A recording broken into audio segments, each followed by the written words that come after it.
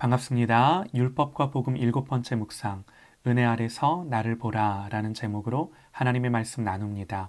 로마서 6장 11절에서 14절입니다. 이와 같이 너희도 너희 자신을 죄에 대하여는 죽은 자요 그리스도 예수 안에서 하나님께 대하여는 살아있는 자로 여길지어다. 그러므로 너희는 죄가 너희 죽을 몸을 지배하지 못하게 하여 몸의 사욕에 순종하지 말고 또 너희 지체를 불의의 무기로 죄에게 내어주지 말고 오직 너희 자신을 죽은 자 가운데서 다시 살아난 자 같이 하나님께 드리며 너희 지체를 의의 무기로 하나님께 드리라. 죄가 너희를 주장하지 못하리니 이는 너희가 법 아래에 있지 아니하고 은혜 아래에 있음이라. 아멘. 계속해서 율법과 복음에 대해 성경이 가르쳐주는 교훈을 살피고 있습니다. 저희 아이들이 매일 묵상을 통해 이 메시지를 계속 듣는데요. 어렵다고. 어쩔 수 없이 설명이 좀 필요해서인데요. 설명이 좀 어려우실 때는 그저 말씀이 선언하는 선포에 집중하시면 좋을 듯 합니다. 다만 성경은 지식이 없는 열심을 경계합니다.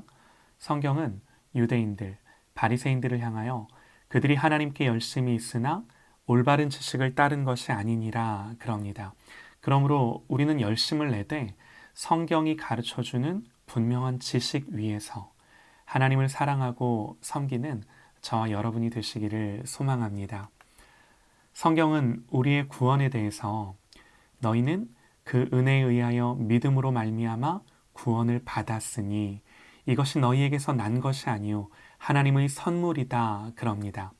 행위에서 난 것이 아니니 이는 누구든지 자랑하지 못하게 함이라. 사실 이 한 구절 말씀 안에 우리의 구원이 무엇인지가 다 담겨 있습니다. 하나님 주신 거예요. 선물입니다.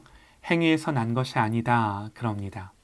내가 한 게 아무것도 없는데 나에게 구원이 주어진 거예요. 우리의 본성은 이걸 받아들이기가 어렵습니다. 아니, 그래도 내가 뭔가 해야 하지 않나? 그런데 말씀드렸듯이 우리가 할 수 있는 것이 아무것도 없습니다. 하나님께 구원을 요구할 만큼 우리의 행위가 완전할 수 있겠습니까? 그럴 수 없는 거죠.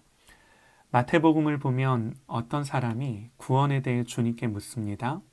어떤 사람이 주께 와서 이르되 선생님이여 내가 무슨 선한 일을 하여야 영생을 얻으리이까? 그러면서 하는 말이 내가 모든 것을 지켰사온데 아직도 부족한 것이 무엇입니까? 이렇게 질문을 해요. 여러분, 왜 이런 질문을 했을까요? 모든 계명들을 자기가 다 힘써 지켰다고 말합니다. 거짓이 아닙니다. 정말 그랬을 겁니다. 그러나 마음 한켠에 그렇게 자기가 모든 계명을 지켜 깨끗하려 하면 할수록 불안한 마음을 감출 수가 없는 거죠. 마음의 목마름을 해결할 수가 없는 겁니다. 행위로는 절대로 구원받을 수가 없습니다. 내가 뭔가를 해서 구원받겠다? 윤리적으로, 도덕적으로야 흠이 없을 수도 있겠죠. 그러나 하나님 앞에서는 자랑할 수 없음을 아셔야 합니다. 우리의 구원은 그렇게 해서 얻어지는 것이 아닙니다. 그럼 어떻게 해야 하나요? 그런데 이 질문은 틀렸습니다. 우리는 우리의 절망 앞에 그럼 하나님이 우리를 위해 어떻게 하셨나요? 이렇게 질문해야 합니다. 이 질문에 대해 성경은 이렇게 대답합니다. 그리스도께서 하나님 곧 우리 아버지의 뜻을 따라 이 악한 세대에서 우리를 건지시려고 우리 죄를 대속하기 위하여 자기 몸을 주셨으니 주님이 자기 생명을 주셨습니다. 이렇게 주님이 하신 일로 인해 우리에게 어떤 결과가 주어졌나요? 그리스도 예수 안에 있는 속량으로 말미암아 하나님의 은혜로 값없이 의롭다 하심을 얻은 자 되었느니라. 그러므로 사람이 의롭다 하심을 얻는 것은 율법의 행위에 있지 않고 믿음으로 되는 줄 우리가 인정하노라. 아멘입니다. 여러분, 이것이 칭의예요. 그러면 이렇게 믿음으로 의로워진 우리에게 찾아온 변화가 있습니다. 그것은 신분의 변화입니다. 여러분, 칭의가 무엇입니까? 칭의는요, 우리의 죄가 다 사함받은 것으로 간주하고 그리스도의 의가 우리의 것임을 인정하고 우리를 그의 앞에, 하나님 앞에 의롭다고 선언하는 하나님의 법적인 선언입니다. 우리가 칭의를 이해할 때요, 중요한 것은요, 칭의는요, 마음의 변화를 주는 것이 아니라 신분의 변화를 주는 것이라는 것을 분명히 아셔야 합니다. 칭의는 신분의 변화를 주는 것, 죄인이 아니라 의인이고 하나님의 원수가 아니라 하나님의 자녀라고 하는 이 신분의 변화를 주는 것입니다. 성경 이렇게 말합니다. 그러므로 우리가 그의 죽으심과 합하여 세례를 받음으로 그와 함께 장사되었으니 이는 아버지의 영광으로 말미암아 그리스도를 죽은 자 가운데서 살리심과 같이 우리를 또한 새 생명 가운데서 행하게 하려 함이라. 만일 우리가 그의 죽으심과 같은 모양으로 연합한 자가 되었으면 또한 그의 부활과 같은 모양으로 연합한 자도 되리라. 이와 같이 너희도 너희 자신을 죄에 대하여는 죽은 자요 그리스도 예수 안에서 하나님께 대하여는 살아있는 자로 여길지어다. 그렇게 여길지어다. 나의 옛사람, 죄로 죽을 수밖에 없는 옛사람이 주님이 죽으심으로 함께 죽었다 선언합니다. 실제로 내가 죽지 않았음에도 그리스도께서 나의 모든 죄를 끌어안고 죽으셨기에 내가 죽은 것으로 인정해 주셨습니다. 그런데 여러분, 여기서 끝이 아닙니다. 더 감사한 것은 내가 그렇게 나의 옛사람이 죽었을 뿐만 아니라 하나님께 대하여는 새롭게 산 자, 그리스도와 연합된 자가 되게 하셨습니다. 이것을 성경은요, 결혼 관계로 비유하며 우리의 신분이 변화된 이유를 설명하는 거예요. 결혼하면 남편의 신분을 따라 그의 부인이 되는 것입니다. 결혼하면 남편의 지위와 남편의 소유가 나의 것이 되는 거예요. 그러므로 우리의 구원에 있어서 첫 번째로 중요한 것은 이렇게 그리스도 안에서 얻게 된 새로운 신분을 아는 것입니다. 내가 무엇을 해서가 아니라 예수님이 하신 일로 말미암아 이렇게 나에게 주어진 은혜가 무엇인지를 정확하고 제대로 아는 거예요. 하나님의 자녀는 그리스도와 연합하여 그리스도와 함께 죽고 그리스도와 함께 산 사람입니다.